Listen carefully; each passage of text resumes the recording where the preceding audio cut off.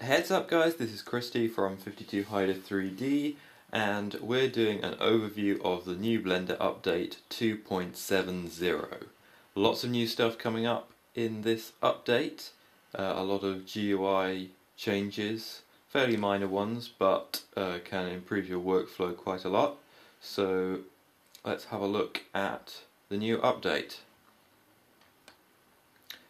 First of all, here we've got the new splash image, which is taken from Project Gooseberry, and I believe there will be a teaser out for that fairly soon, if not already. It's a bit weird, not really sure about it. Probably it'll make more sense once you've watched the film. Anyway, yeah, so that's kind of cool. So let's have a look at our first scene.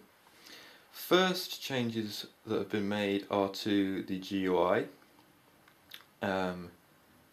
Let's start with the minor things first. The menu things on here, you know there used to be a little minus button. Well, now there isn't. Now you right click on here and click collapse menus, and then you get this little box that you can select all the menus from, which is rather cool. Will save you some space. Let's bring those back up, and apparently things have been grouped better within the menus.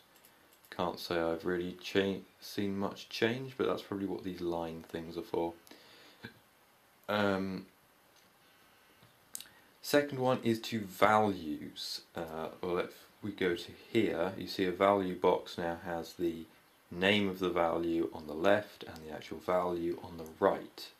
You can also control and click on a value to change it, and yeah, some other cool stuff like that. There's a few other minor changes to stuff like list boxes, and various other buttons have been changed. Just check I'm not missing anything. Yeah. Okay, so the main change we've got is to the tool shelf, and you can see we now have buttons grouped by tabs. So instead of having to search down a massively long selection of buttons, we can now just easily find the ones we want. And you can see they've actually added a few more buttons, I think. We never used to have buttons for all these, for all the add, and I don't think there were sort of these buttons, but I'm not sure.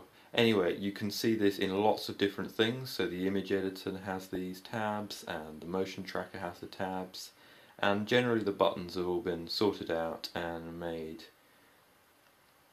to be in much better places. Everything's a lot neater, and buttons that you use a lot, like the solve button in the motion tracker, have been made so they're big, so it's easier to hit every time. So I think that's about it for the GUI. Let's have a look at something else. What have we got? Talking of tracking, we've got the motion tracker, and let's go to motion tracking. Now we can see we've got the tabs again here. So we've got now 3 tabs: track, solve and grease pencil. And if we go to solve, you see there's a big solve button, and this should just make things a little easier to sort out. We also have weight, tracking marker weights, which basically mean that you can assign a weight to each tracking marker, which tells you how much influence it has over the scene, if that makes sense. So obviously tracking marker with a weight of 0 doesn't have any influence on the track, whereas one with a weight of 1 will have lots of influence on the track. And I think it is so that you can possibly animate the weight, so that tracking markers that go off the edge or go miles away can have less influence over the track, and therefore you should get better tracks. Also in the plane tracking, you can see we can now add pull in an image straight into our plain track, so we don't have to keep rendering it if we want to preview it. But I have noticed a slight bug in this, which is when you do that and you play the animation, your RAM spikes massively, and I'll start the task manager to show you what I mean. Performance, there we go. So you've got a nice flat line, and as soon as you start playing this animation, the RAM starts to go up rather a lot.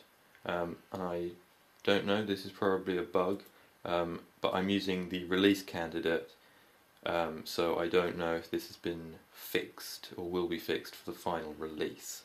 So just a word of warning, I wouldn't use this feature if you're using this particular version, but this came out on the 5th of March, and yeah, I'm not sure if it's been fixed yet. Or maybe it's just supposed to work like that, I have no idea, but it will massively increase the amount of RAM you're using, and it will just continue to go up the longer you play it. No idea why. Anyway, enough of that. What else have we got? Meshes, let's have a look. Here we go. And let's go back to default. Right. Lots of new cool stuff. A wireframe modifier. Now we could always use the wireframe tool, but we can now use it as a modifier. So if I enable this, you can see this cube. Let me just turn this second cube off. This cube has then been turned into a wireframe, and you can change the thickness of the wire and stuff like that. You can do offsets and all those usual things that you can do with mesh modifiers. There is also a new location deform modifier, but as I read the release notes for this and I was absolutely none the wiser as to what it did.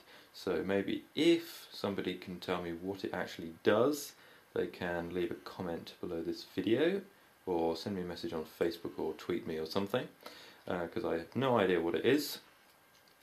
I'm sure somebody will correct me on what it is. And the second, or the really big release we've got now, is for cycles.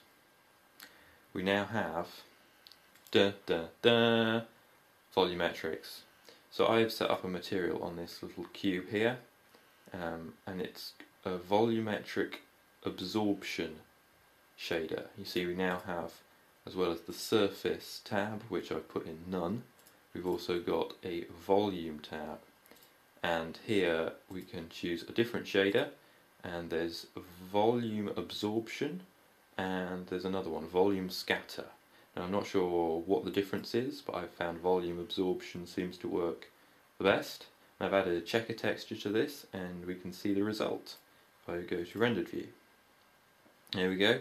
We now have a kind of checkered, smoky, cool thing.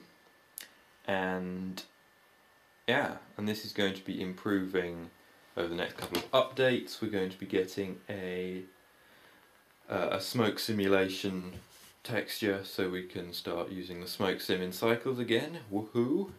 And yeah, the only thing so far is that it doesn't work on GPU rendering. It's a CPU only thing, but I assume they will change that fairly soon once they work out how to get it on the GPU.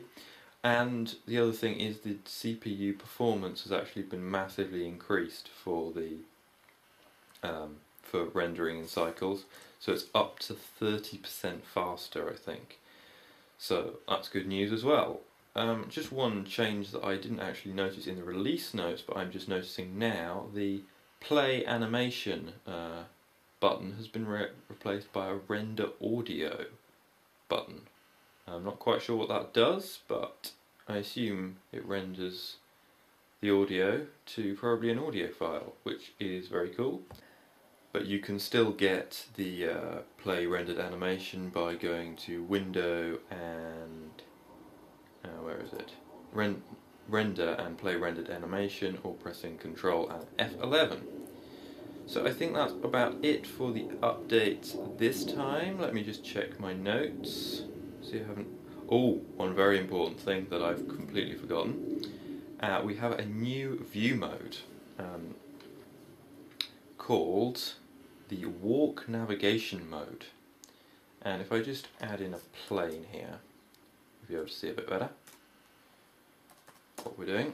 Right, you can now, the fly mode, which is still available if you search for it, has been replaced by the walk navigation mode. So if you press Shift and F, we get this view which is kind of like a computer game view. So you use the mouse to move around, you use WASD to move, you can use Q and E to go up and down, and very cool, it also has gravity. So if you press Tab, you get gravity. We can walk around our plane, and we can jump. Oh no, that's actually teleport, I think. But you can jump pressing V. Gravity on, but yeah, you see you jump up and down. So that you can access this by pressing Shift F like the old fly mode. Yes, you still can get the fly mode, but you have to search for it, I think. Is it there? Fly navigation, yeah, and then you can zoom around like that. But it actually works a bit better than the old fly mode, and you can of course use it to move cameras as well. So if you go into a camera view, you can move around like that, and the camera will obviously stay where you wanted it to be. So I think that's about it for this update. Lots of new cool stuff. I don't know what's due out in 2.7.1, but I assume there's going to be updates to the volumetrics, so we maybe get smoke simulation and GPU support. So thanks for watching. If you have any questions or comments or whatnots, you can tweet them to me at 52hider3d. Go to facebook.com/52hider3d and post there. You can also post and follow me on Google+, or if you can't be bothered to open a new tab, you can just put a comment below this video. Please like and subscribe. Thanks for watching. Bye.